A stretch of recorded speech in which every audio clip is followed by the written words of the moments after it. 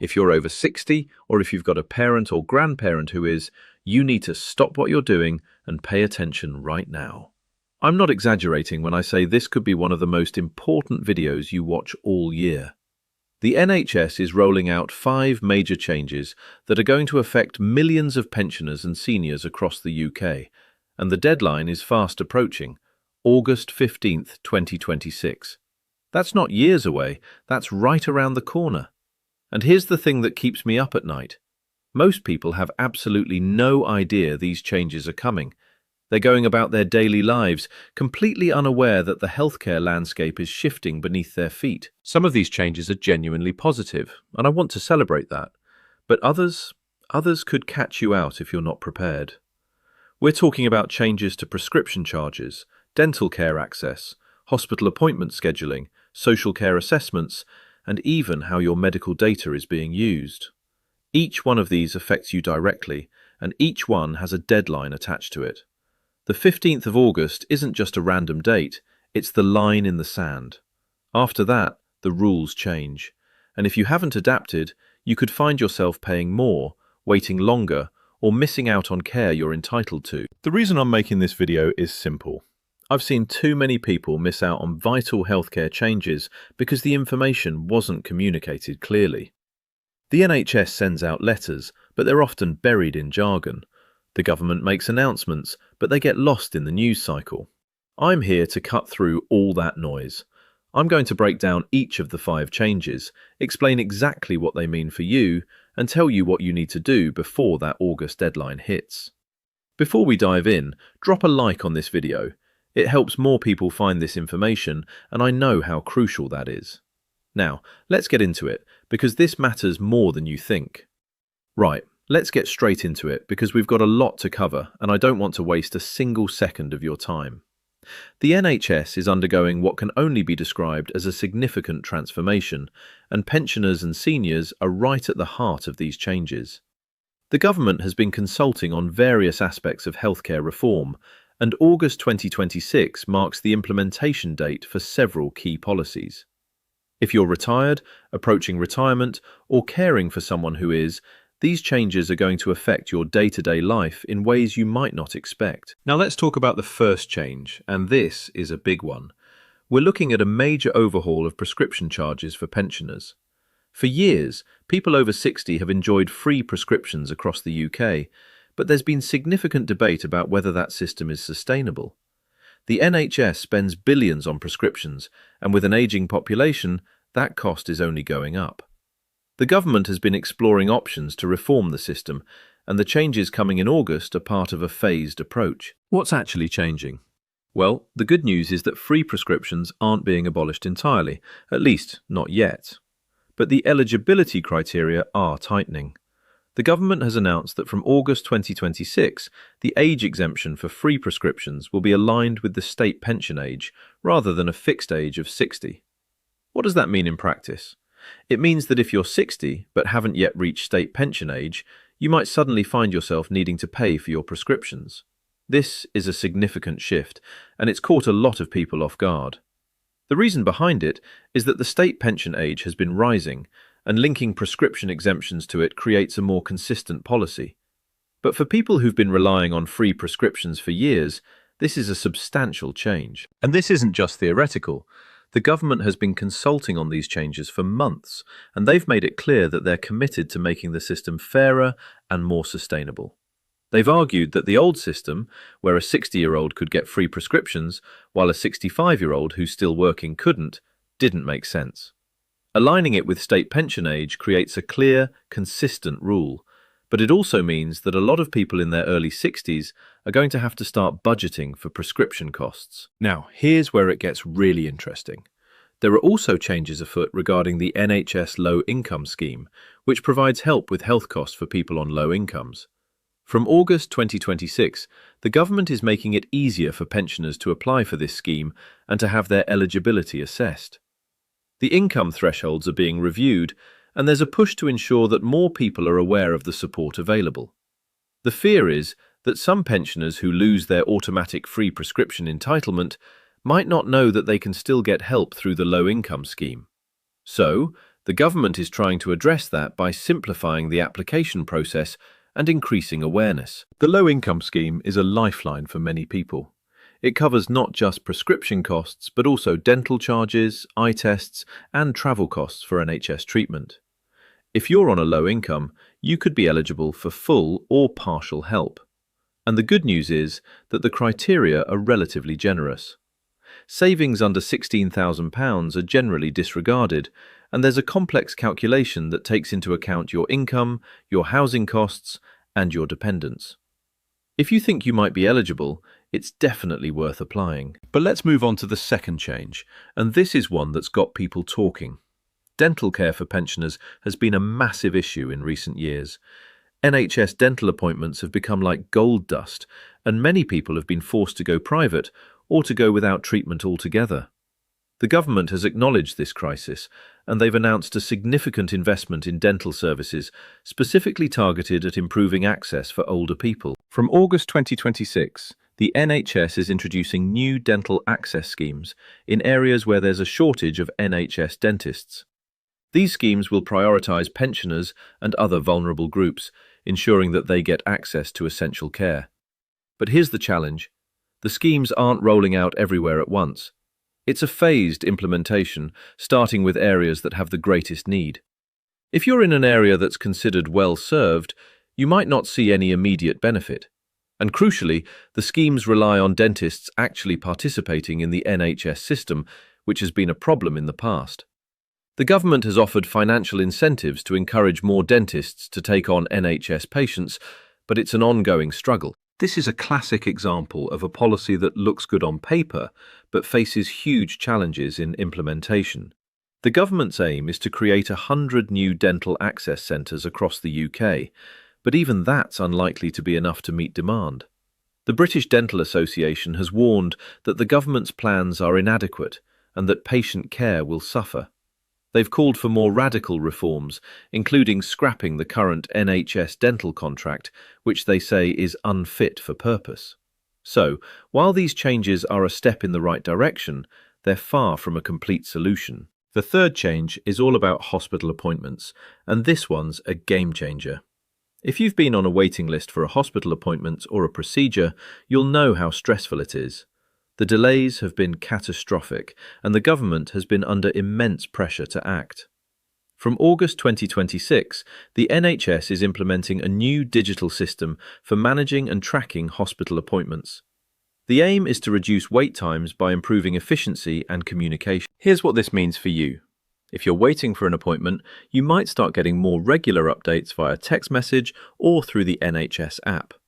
The system is designed to identify and fill cancellations more quickly, to reduce the number of missed appointments, and to give you more flexibility in choosing appointment times. But there's a catch. The system relies on having accurate contact details. If the NHS doesn't have your current mobile number or email address, you could miss out on these updates. It's also important to be aware that missed appointments can still count against you. If you miss an appointment without a good reason, you could be discharged from the waiting list and have to start the process all over again. This has always been the rule, but the new system makes it easier for the NHS to track and enforce it. That's why it's so important to keep your contact details up to date with your GP practice and with any hospital you're under. The new digital system is designed to make things easier, but only if they can actually reach you. It's a two-way street. The NHS will be doing more to communicate, but patients also need to take responsibility for staying in touch.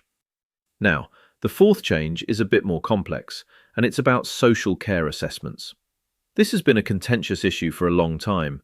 If you or a loved one needs social care, you have to go through a care needs assessment to determine what level of support you're entitled to. The problem has been that the assessment process varies wildly between different local authorities. In some areas, you get a thorough assessment quickly. In others, the waiting lists are endless and the assessments are brief and superficial. This has led to significant inequalities in the care people receive. So, what's changing in August? The government has introduced new national standards for social care assessments. The aim is to create a more consistent, fairer system across the country. The new standards require local authorities to conduct assessments within a certain time frame and to provide a written care plan that clearly sets out what support will be provided. There's also a greater emphasis on the person's own wishes and preferences. The idea is to move away from a one-size-fits-all model towards a more person-centered approach. But here's the thing. The new standards aren't backed by additional funding. Local authorities are already stretched to breaking point, and there are real concerns that they won't have the resources to meet the new requirements. The Local Government Association has been warning for years that the social care system is underfunded, and they've called for urgent investment. Without extra funding, there's a risk that the new standards will be largely aspirational. Councils will be expected to do more, but they won't have the money to do it. This is a real concern, and it's something that pensioners and their families need to be aware of. The government is promising fairer assessments, but the reality on the ground might be very different. And the fifth change, which is perhaps the most controversial, is about medical data. The NHS is planning a major expansion of its data sharing initiatives. From August 2026, they're introducing a new system that will allow patient data to be shared more widely across the health service and with approved research organisations. This is part of a broader push to use data to improve healthcare, to identify disease patterns, and to develop new treatments. But this has raised significant privacy concerns. People are understandably worried about who has access to their medical records and how that data might be used. The NHS has tried to reassure people by saying that the data will be anonymised and that strict safeguards will be in place. But there have been high-profile data breaches in the past, and trust in the system is fragile. There's also the question of consent.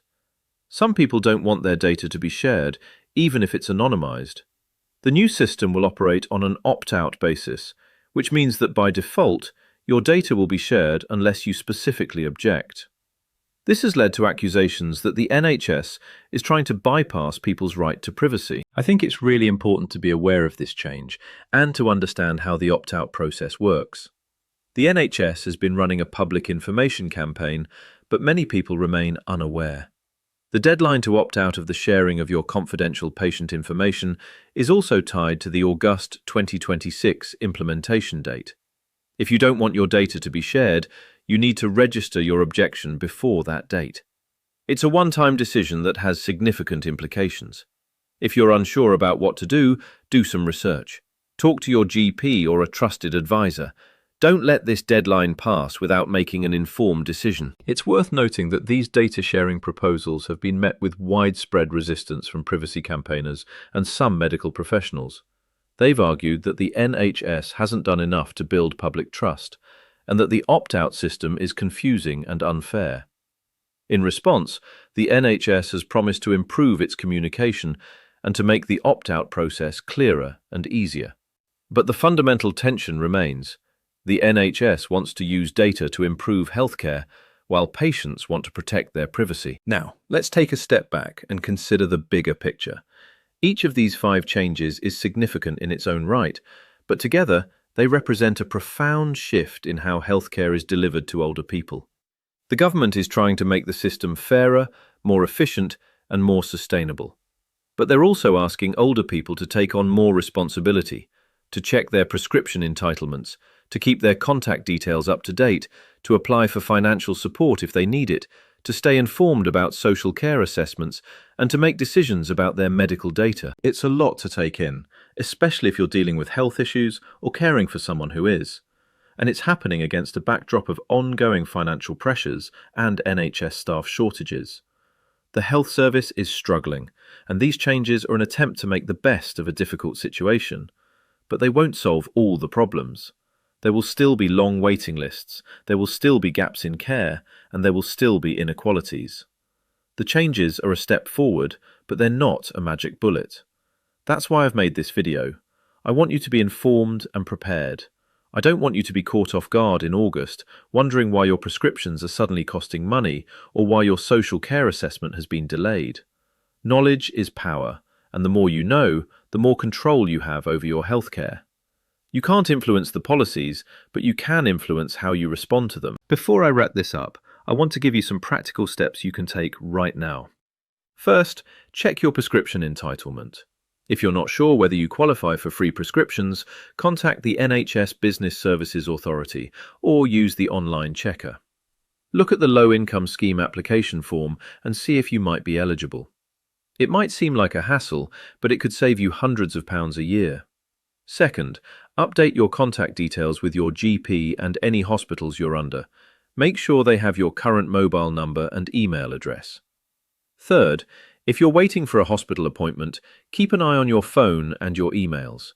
The new digital system will be sending out reminders and updates, so you don't want to miss them.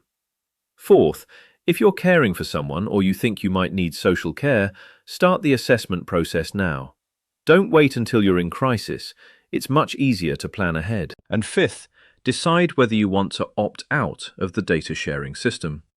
Visit the NHS website, read the information, and make your choice before the August deadline. I know this has been a lot of information, and I appreciate you sticking with me through it all. I want to take a moment to say thank you. Your health matters, and I'm passionate about making sure you have the information you need to protect it. The NHS is changing, and it's changing fast, but with the right preparation, you can navigate these changes successfully. I hope you found this breakdown helpful.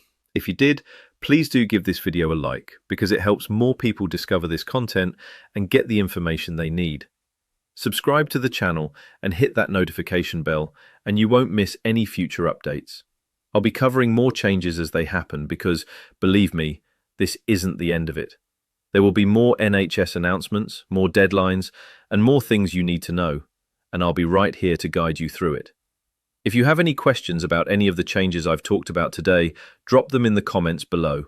I'll do my best to answer them or to signpost you to the right place. And please, share this video with anyone you know who might benefit from it. Pensioners, seniors, carers, families, everyone needs to know about this. It's a community effort. Thank you so much for watching and for taking the time to invest in your health. It's the most valuable asset you have. Stay safe, look after yourselves, and I'll see you in the next one.